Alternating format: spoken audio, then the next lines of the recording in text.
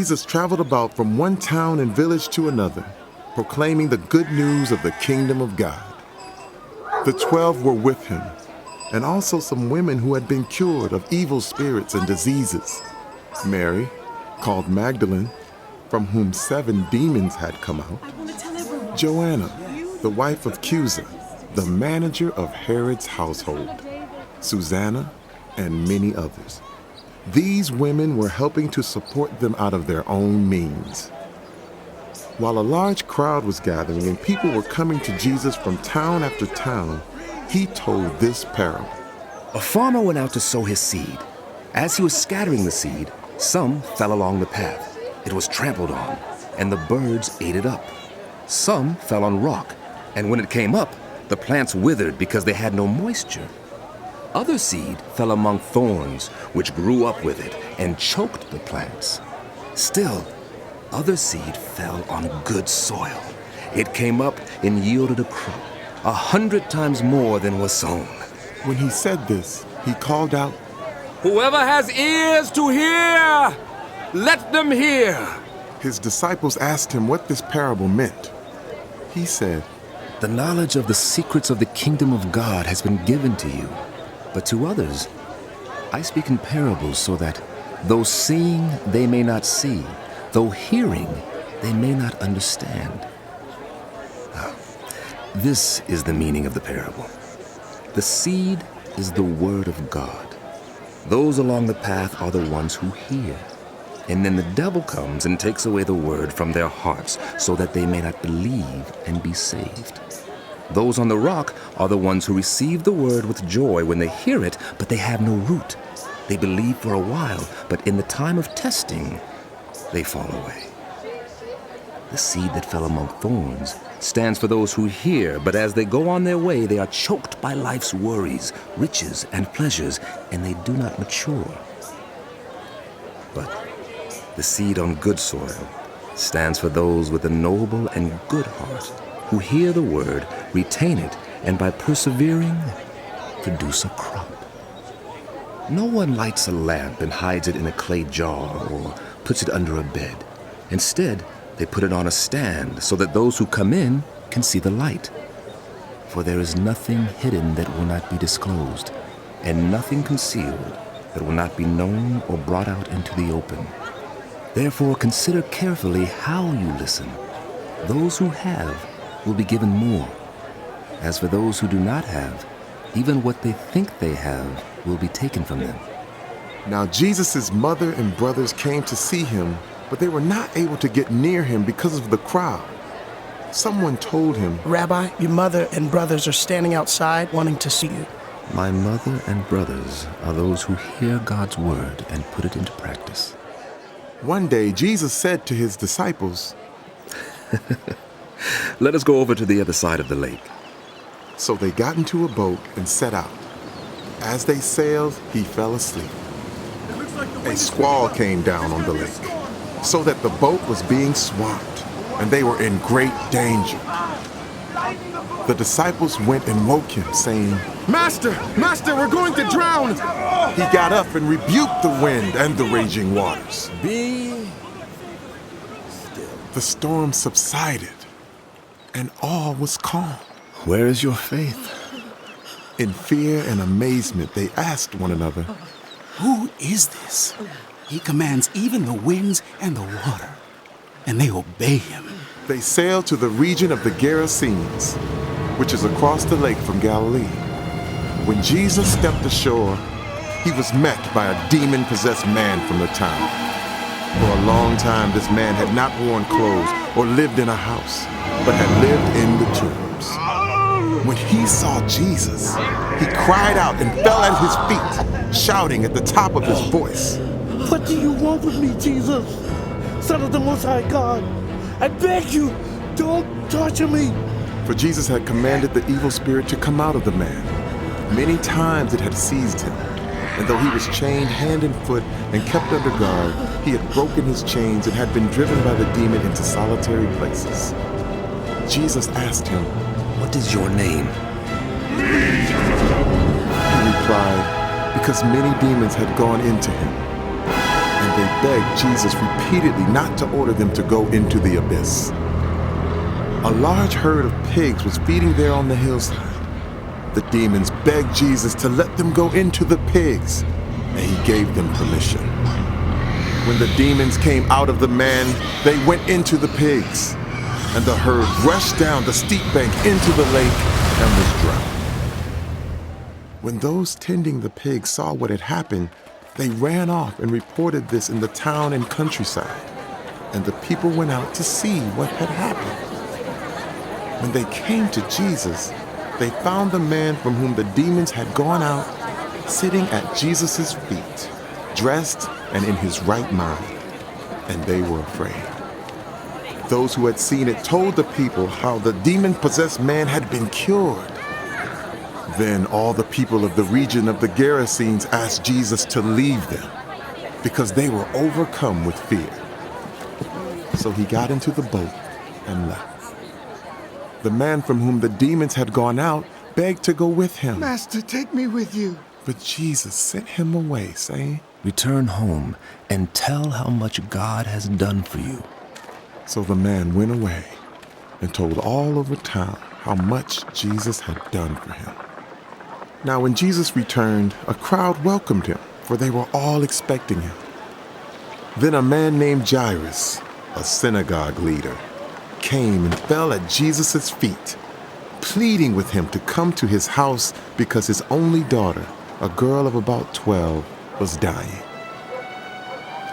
As Jesus was on his way, the crowds almost crushed him.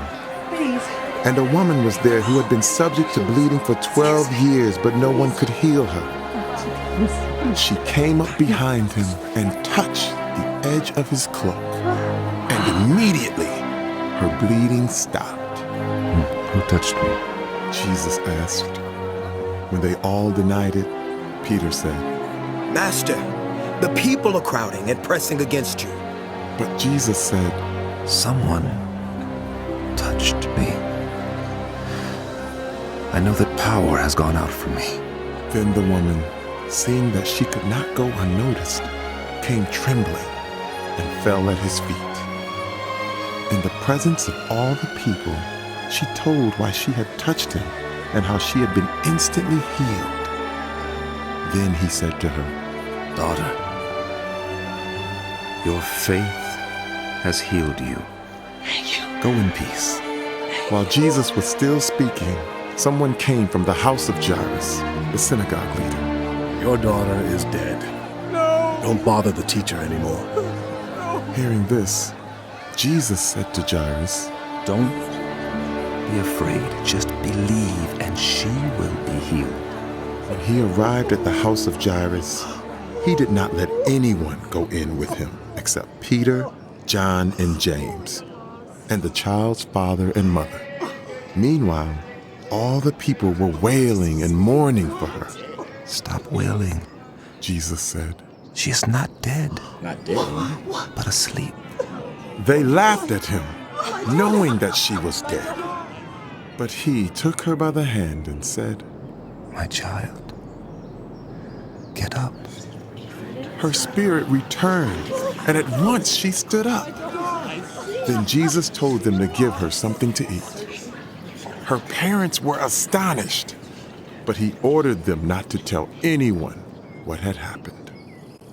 When Jesus had called the 12 together, he gave them power and authority to drive out all demons and to cure diseases. And he sent them out to proclaim the kingdom of God and to heal the sick. He told them, Take nothing for the journey, no staff, no bag, no bread, no money, no extra shirt. Whatever house you enter, stay there until you leave that town. Yes, Rabbi. If people do not welcome you, shake the dust off your feet when you leave their town as a testimony against them. Yes, Master. So they set out and went from village to village, proclaiming the good news and healing people everywhere.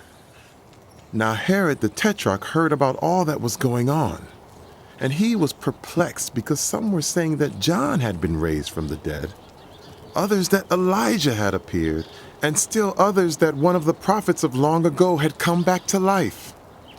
But Herod said, I beheaded John. Who then is this I hear such things about? And he tried to see him. When the apostles returned, they reported to Jesus what they had done. Then he took them with him, and they withdrew by themselves to a town called Bethsaida. But the crowds learned about it and followed him. He welcomed them and spoke to them about the kingdom of God and healed those who needed healing. Late in the afternoon, the 12 came to him and said, "Send the crowd away so they can go to the surrounding villages and countryside and find food and lodging because we are in a remote place here." He replied, You give them something to eat. They answered, We have only 5 loaves of bread and 2 fish. Unless we go and buy food for all this crowd.